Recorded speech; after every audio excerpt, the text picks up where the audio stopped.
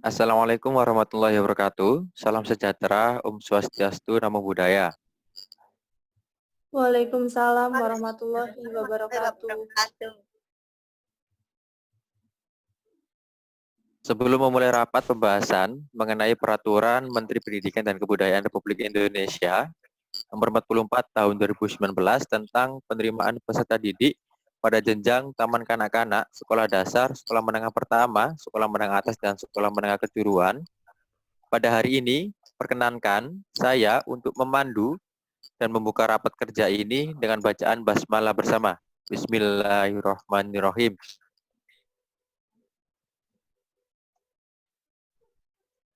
Bismillahirrahmanirrahim.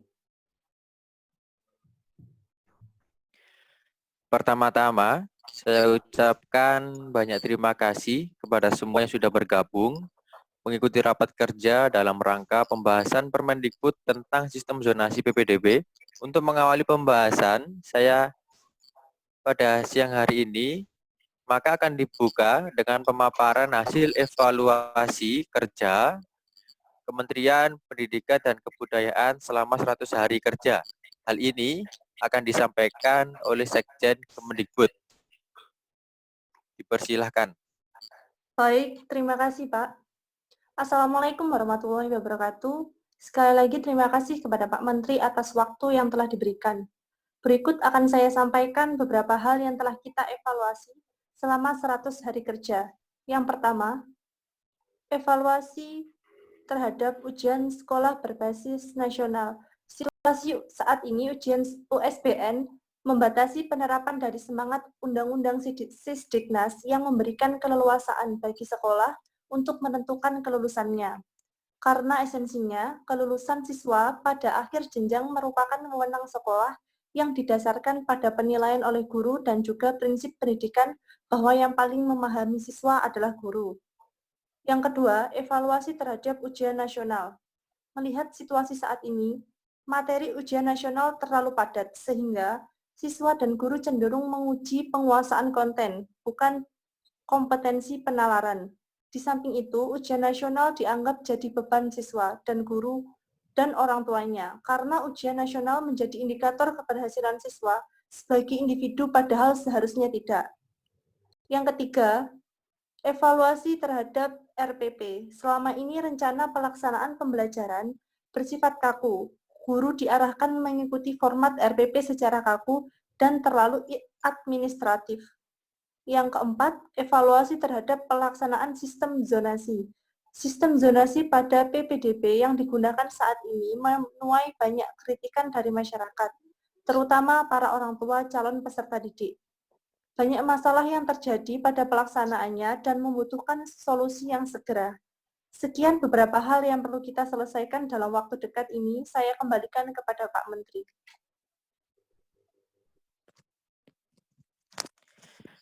Baik, terima kasih Saudari Sekjen. Kembali saya sampaikan kepada saudara-saudara semua, di awal saya dilantik sebagai Menteri Pendidikan, saya mengatakan bahwa 100 hari pertama saya bekerja dan saya pergunakan untuk belajar.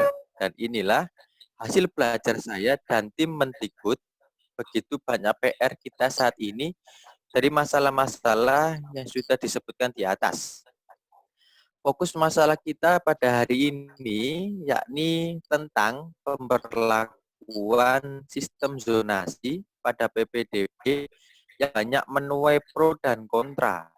Nah, hal ini perlu kita diskusikan bersama dan kita cari titik tengah bersama-sama.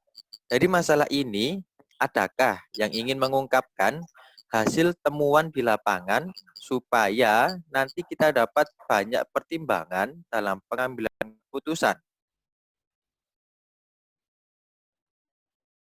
Mohon izin Pak Menteri. Baik, saudara, silakan. Terima kasih atas waktunya Pak Menteri. Saya Isnudin dari perwakilan Komisi 10 DPR RI.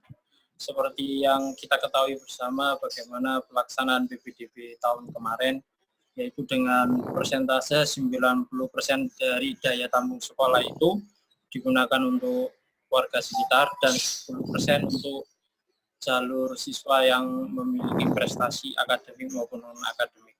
Nah, berdasarkan pelaksanaan tersebut, jumlah persentase 90% itu tidak dapat menampung siswa-siswa yang memiliki prestasi, sehingga dia tidak memiliki kesempatan untuk sekolah di sekolah favoritnya. Mohon dipertimbangkan, Pak Menteri. Baik Pak Isnu, terima kasih atas masukannya. Dari anggota rapat yang lain, diskusi ini saya buka seluas-luasnya supaya keputusan yang kita ambil dapat mewakili seluruh aspirasi yang telah masuk ke Bapak Ibu Saudara semua. Mohon izin Pak Menteri, Baik, silakan. saya Khadijah, perwakilan Kepala Dinas Kabupaten Kota. Maksud adanya PPDB melalui zonasi ini kan untuk pemerataan pendidikan agar kualitas sekolah merata.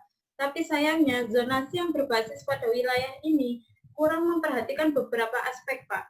Kebijakan ini hanya melihat kondisi di kota atau pusat saja dan kurang memperhatikan bagaimana keadaan di wilayah kabupaten. Bahkan pedesaan yang jumlah sekolahnya tidak sebanding dengan jumlah calon peserta didik.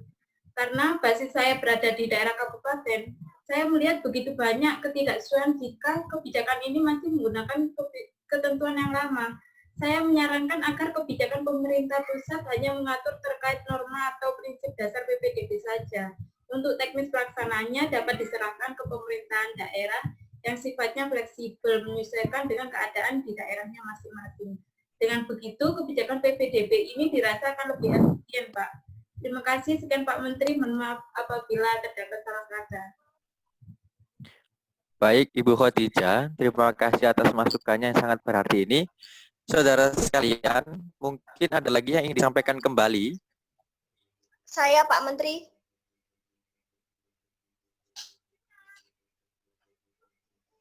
Ya, silakan Bu. Terima kasih Pak Menteri. Saya Bu Indri dari Direktorat Sekolah Menengah Pertama. Saya banyak mengobrol dengan silakan Bu. Ya Pak, saya banyak mengobrol dengan kawan saya, seorang kepala sekolah Pak. Memang banyak yang mengambil sisi positif dari kebijakan zonasi ini. Banyak yang melihat sisi positif dari zonasi ini adalah hilangnya sanisasi sekolah. Namun di sisi lain, kepala sekolah juga mengeluh sebab banyak sekolah yang tidak cukup menyediakan sarana dan prasarana yang baik sehingga belum mampu untuk menampung kebutuhan siswa dengan sistem zonasi. Saran saja Pak Menteri, ketika mencanangkan wajib belajar bukan cuma untuk wajib belajar, tapi dipikirkan tempat belajarnya, fasilitasnya, bahkan kualitasnya dijamin oleh pemerintah. Bila di satu zona misalnya kabupaten tidak cukup untuk menyediakan sarana yang baik, berarti pemerintah juga harus memenuhi kebutuhan pendidikan tersebut, tidak hanya membuat kebijakan di atas meja. Terima kasih Pak, mohon maaf apabila ada kata salah. Wassalamualaikum warahmatullahi wabarakatuh. Waalaikumsalam warahmatullahi wabarakatuh. Terima kasih Bu Indri, sangat mewakili sekali dari sisi kepala sekolah. Apa ada lagi yang ingin disampaikan? Saya Pak Menteri. Baik, silakan Bu. Terima kasih atas waktunya Pak Menteri. Perkenalkan, saya Bu Nani dari Direktorat Sekolah Menengah Atas. Pertama-tama saya mewakili sekolah menengah atas yang ada di Indonesia menyampaikan apresiasi atas diberlakukannya sistem zonasi. Sebab dengan adanya Perpres zonasi, nanti peta persebaran guru juga akan berbasis zonasi. Alokasi dan distribusi pengangkatan guru baru, tunjangan guru, pelatihan guru, semua akan dilakukan berbasis zonasi. Maka tidak akan ada lagi guru yang diundang ramai-ramai ke pusat pelatihan. Jadi tim yang akan turun sendiri, segenap guru di Indonesia merasa terbantu akan hal ini. Namun di sisi lain Pak Menteri, Presiden Joko Widodo katanya mau memberikan otonomi daerah atau sekolah yang seluas-luasnya. Tapi kenapa justru sentralistik, yaitu kewajiban kuota 90%. Para guru mendukung diberlakukannya sistem zonasi ini, tetapi kami menilai persentase sebesar 90% tersebut kurang tepat. Bukannya semua itu menjadi kewenangan sekolah, bukan diatur pemerintah pusat, apalagi dengan kuota sebesar 90%. Saya sependapat dengan Bapak Isnudin dari Komisi 10 DPR RI. Jadi intinya kami setuju sistem zonasi untuk menghilangkan kastanisasi pendidikan, tapi tidak 90%. Itu kebijakan yang kurang tepat menurut kami. Mungkin 50-50, sehingga bisa mengakomodasi dua belah pihak, yakni siswa di sekitar sekolah dan siswa yang berprestasi. Sekian, terima kasih atas waktu yang telah diberikan Bapak Menteri. Mohon maaf apabila ada salah kata. Baik, terima kasih atas masukannya Ibu Nani. Dan juga saya ucapkan terima kasih atas semua kritik dan masukan yang diberikan berdasarkan instruksi Bapak Presiden kepada saya supaya mengevaluasi sistem zonasi tahun 2019. Serta berdasarkan pertimbangan Bapak Ibu sekalian, saya akan mempertimbangkan semua hasil diskusi pada pagi hari ini. Berdasarkan hasil evaluasi Kementerian Pendidikan dan Kebudayaan, atas berjalannya 4 sistem pendidikan yang ada, maka pemerintah menetapkan 4 program pokok kebijakan pendidikan Merdeka Belajar. Program tersebut meliputi ujian sekolah berstandar nasional, ujian nasional, rencana pelaksanaan pembelajaran, dan peraturan penerimaan peserta didik baru sistem zonasi. 4 program pokok kebijakan pendidikan tersebut akan menjadi arah pembelajaran ke depannya supaya fokus pada arahan Bapak Presiden dan Wakil Presiden dalam meningkatkan kualitas sumber daya manusia. Sebelum saya lanjutkan, apa ada yang ingin disampaikan, Bapak Ibu? Tidak, Pak, cukup. Oke, baiklah kalau begitu, mari kita masuk ke dalam pembahasan Peraturan Menteri Pendidikan dan Kebudayaan Republik Indonesia Nomor 44 Tahun 2019 tentang penerimaan peserta didik baru pada jenjang taman kanak-kanak, sekolah dasar, sekolah menengah pertama, sekolah menengah atas, dan sekolah menengah kejuruan. Peraturan ini merupakan salah satu tindak lanjut dalam pelaksanaan program Merdeka Belajar yang mengatur mengenai pembaharuan sistem zonasi PPDB yang akan datang. Peraturan ini merupakan hasil perumusan dari Dirjen Pendidikan Anak Usia Dini, Pendidikan Dasar, dan Pendidikan Menengah Pertama, Menengah Atas. Sebelum kebijakan ini ditetapkan, alangkah baiknya kita bahas bersama-sama supaya dalam pelaksanaannya dapat berjalan secara maksimal. Dengan mengucap Bismillahirrahmanirrahim, rapat pertama pembahasan Peraturan Menteri Pendidikan dan Kebudayaan Republik Indonesia tahun nomor 44 tahun 2019 tentang penerimaan peserta didik baru pada taman kanak-kanak, sekolah dasar, sekolah menengah pertama, sekolah menengah atas, dan sekolah menengah kejuruan saya buka. Dalam draft peraturan ini terdapat 6 bab dan 39 pasal. Saya menawarkan kepada Bapak Ibu semua, draft ini kita bahas satu persatu, per bab, per pasal, per ayat, atau per poin. Mohon izin Pak Menteri, bagaimana jika per bab saja? Baik, terima kasih Saudari Nani. Bagaimana yang lain? Per bab, Pak. Bapak. Baiklah, jika semuanya menghendaki per bab, maka kita akan membahasnya per bab. Baik, dalam bab 1 berisi tentang ketentuan umum yang terdiri dari 3 pasal. Saya persilakan apabila ada pertanyaan. Mohon izin Pak Menteri, mengapa pada pasal 3 poin B ayat 1 pemerintah daerah memiliki wewenang dalam pengambilan keputusan jalur PPDB, Pak? Oke, baik Saudari Isnudin, saya jawab. Dalam penerimaan peserta didik baru, PPDB ini Kemendikbud tetap menggunakan sistem zonasi dengan kebijakan yang lebih fleksibel untuk mengakomodasi ketimpangan akses dan kualitas di berbagai daerah. Saya berharap pemerintah daerah dan pusat dapat bergerak bersama-sama dalam memeratakan akses dan kualitas pendidikan. Pemerataan akses dan kualitas pendidikan perlu diiringi dengan inisiatif lainnya oleh pemerintah daerah. seperti redistribusi guru ke sekolah yang kekurangan guru. Sehingga peraturan ini dapat dijadikan pedoman kepala daerah dalam menyusun kebijakan zonasi di daerahnya. Bagaimana Saudara Isnudin?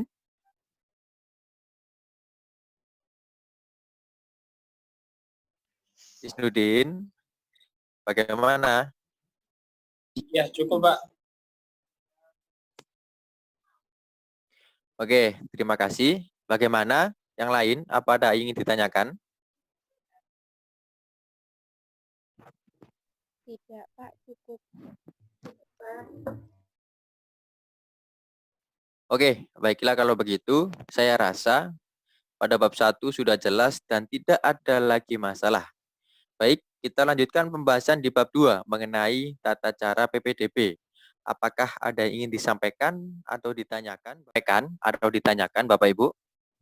Mohon izin Pak, mengapa syarat masuk sekolah dasar harus berusia 7 tahun? Apa yang menjadi pertimbangan Bapak? Ya, terima kasih atas pertanyaannya. Jadi, mengapa syarat masuk sekolah dasar harus berusia 7 tahun? Ditinjau dari aspek fisik, anak pada usia 7 tahun memiliki otot dan saraf yang telah terbentuk, juga gerakan motorik yang lebih baik. Oleh karena itu, mereka sudah mampu untuk bertahan di dalam kelas dari pagi hingga siang, serta mengikuti pelajaran yang diberikan. Mereka pun bisa menggunakan alat tulis sendiri tanpa dibantu oleh guru atau orang tua.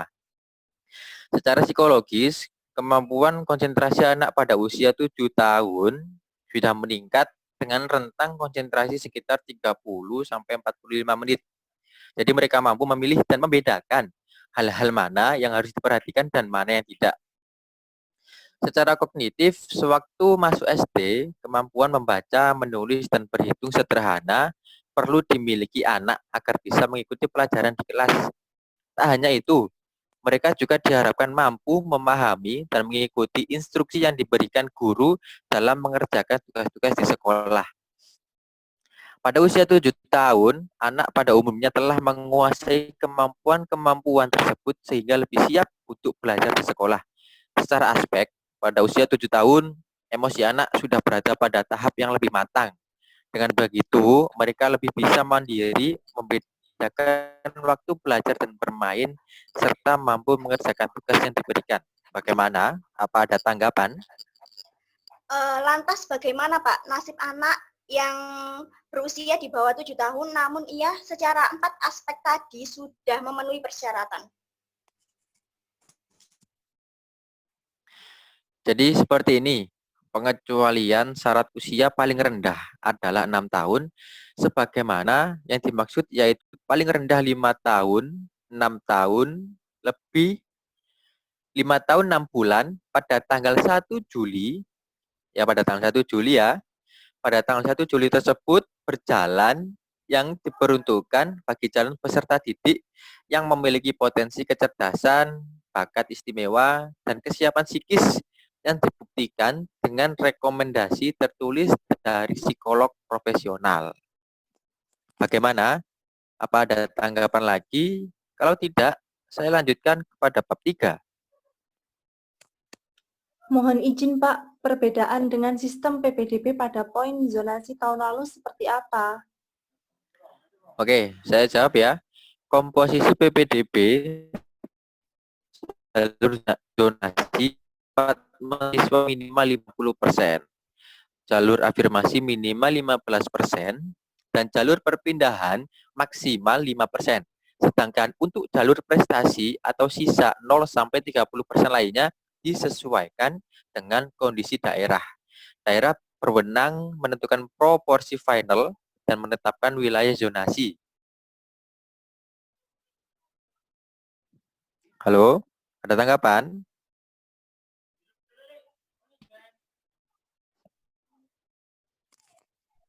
Lalu, mengapa komposisi PPDB jalur zonasi tidak disamakan untuk seluruh daerah?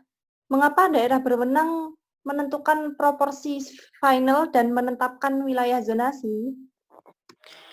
Oke, kondisi setiap daerah yang berbeda-beda, pemerataan akses dan kualitas pendidikan perlu diiringi dengan inisiatif lainnya oleh pemerintah daerah masing-masing. Supaya pemerataan pendidikan dapat tercapai, sistem ini juga menganut otonomi daerah, sehingga pemerintah daerah juga ikut andil dalam program pendidikan. Bagaimana, Ibu? Cukup, Pak. Baiklah, kalau begitu, kita lanjutkan kepada bab 3 dengan tentang pendataan ulang. Apa ada yang ingin disampaikan? Mohon izin, Pak. Dalam pendataan ulang tidak dikenakan biaya, lantas bagaimana sumber dana yang digunakan dalam biaya operasional pendataan ulang, Pak? Oke, baik. Dalam pendataan ulang, sekolah dapat menggunakan alokasi dana BOS secara optimal dalam pelaksanaan pengelolaan sekolah, sehingga penggunaan dana BOS tidak akan menyalahi aturan. Bagaimana? Cukup, Pak. Baik, jika sudah cukup, akan saya lanjutkan ke bab 4 mengenai perpindahan peserta didik. Mohon izin, pelaksanaan tes kelayakan pada siswa perpindahan dilaksanakan oleh siapa ya, Pak?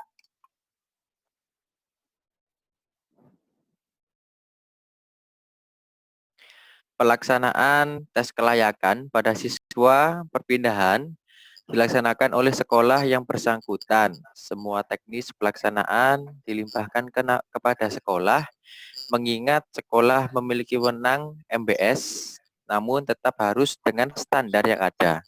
Bagaimana Bapak Ibu? Cukup, Pak. Cukup, Pak.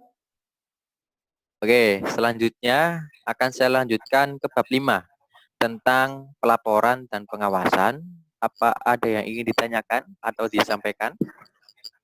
Mohon izin Pak, dalam pelaksanaan tes dalam pelaporan, itu sekolah minimal berapa kali ya Pak melaksanakan pelaporan dalam pengelolaannya? Oke, sekolah wajib melakukan pengisian, pengiriman, dan pemutakhiran data peserta didik dan rombongan belajar dalam dapodik secara berkala paling sedikit 1 kali dalam 1 semester. Dan sekolah wajib melaporkan pelaksanaan PPDB dan peserta didik antar sekolah setiap tahun pelajaran kepada pemerintah daerah sesuai dengan kewenangannya. Dan pelaporan oleh sekolah dapat dilakukan oleh operator sekolah yang ada. Bagaimana Bapak Ibu? Cukup, Bapak. Cukup Pak. Baik, kita lanjutkan kepada bab 6 penutup. Apakah dari bab 1 sampai bab 6 ada yang ingin ditanyakan? Tidak ada, Pak. Tidak ada, Pak. Oke. Sebentar ya, sebentar. Saya akan membacakan mengenai Peraturan Menteri Pendidikan dan Kebudayaan Republik Indonesia Nomor 44 Tahun 2019 tentang penerimaan peserta didik baru pada taman kanak-kanak, sekolah dasar, sekolah menengah pertama, sekolah menengah atas, dan sekolah menengah kejuruan. Dengan rahmat Tuhan Yang Maha Esa, Menteri Pendidikan Indonesia menimbang bahwa pelaksanaan penerimaan peserta didik baru belum dapat dilaksanakan secara optimal di semua daerah. Kedua, bahwa tata cara penerimaan peserta didik baru pada taman kanak-kanak, sekolah dasar, sekolah menengah pertama, sekolah menengah atas, dan sekolah menengah kejuruan belum dapat mengakomodir perkembangan kebutuhan layanan pendidikan di masyarakat. Ketiga, bahwa berdasarkan pertimbangan sebagaimana dalam huruf A dan huruf B, perlu menetapkan Peraturan Menteri Pendidikan dan Kebudayaan tentang penerimaan peserta didik baru pada taman kanak-kanak, sekolah dasar, sekolah menengah pertama, sekolah menengah atas, dan sekolah menengah kejuruan. Mengingat Undang-Undang Nomor 20 Tahun 2003 tentang Sistem Pendidikan Nasional, Lembaran Negara Republik Indonesia Tahun 2003, Nomor 78, tambahan Lembaran Negara Republik Indonesia Nomor 4301. 2. Undang-Undang Nomor 39 Tahun 2008 tentang Kementerian Negara, Lembaran Negara Republik Indonesia Tahun 2008 Nomor 166, tambahan Lembaran Negara Republik Indonesia Tahun 4916. 3.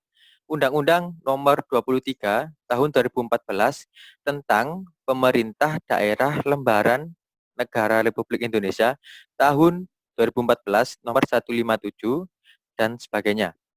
Peraturan Pemerintah Nomor 19 Tahun 2005 tentang Standar Nasional Pendidikan Lembaran Negara Republik Indonesia Tahun 2005 Nomor 41 dan sebagainya. Peraturan Pemerintah Nomor 48 Tahun 2008 tentang Pendanaan Pendidikan Lembaran Negara Republik Indonesia Tahun 2008 Nomor 91 dan sebagainya.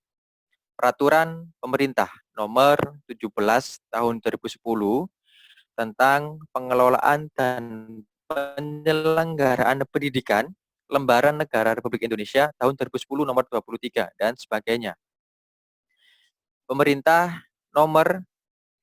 Peraturan Pemerintah Nomor 12 Tahun 2017 tentang Pembinaan dan Pengawasan Penyelenggaraan Pemerintahan Daerah Lembaran Negara Republik Indonesia Tahun 2017 Nomor 73.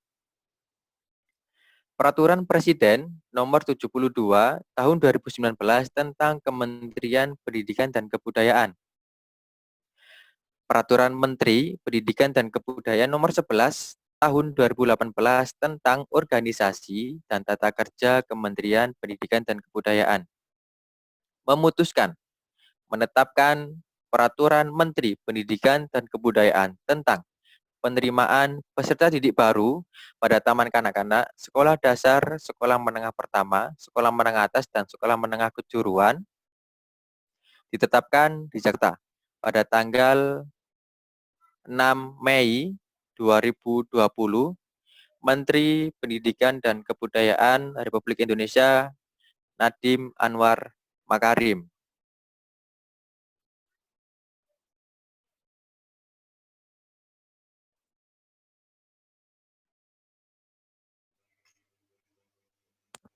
Demikian rapat pada hari ini.